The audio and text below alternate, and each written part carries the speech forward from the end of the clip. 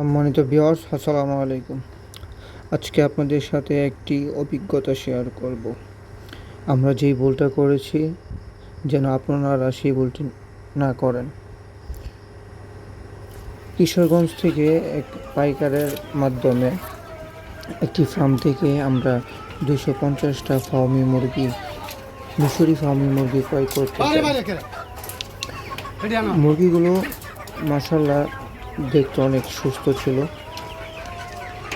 রাত্রেবেলা যে মুরগিগুলো দেখেছিলাম পরের দিন যখন আবার যাই তখন ওইখানে কিছু মুরগিগুলো উলটপালট করা ছিল, মানে কিছু ছোট মুরগি ওইখানে ছিল।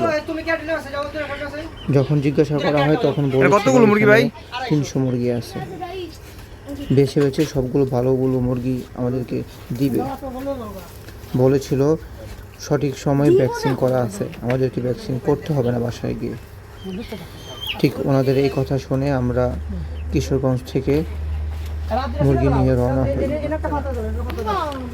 আমাদের ভুলটা এটাই ছিল যে ওনাদের কথা অনুযায়ী আমরা বাসায় এসে কোনো রানীক্ষেত গাম্বো কোনো ভ্যাকসিনই দিইনি। আস্তে আস্তে রাত হয়ে গিয়েছিল। পরের দিন সকালবেলা মুরগিগুলো সুস্থ ছিল, কিন্তু কিছুদিনের মধ্যে দেখা গেছে মুরগিগুলো আস্তে আস্তে একটা একটা মরতে শুরু করলো। রানীক্ষেত রোগে 250টা মুরগির মধ্যে প্রায় 230টা মুরগি মারা গেছে, 20টা মুরগি ছিল।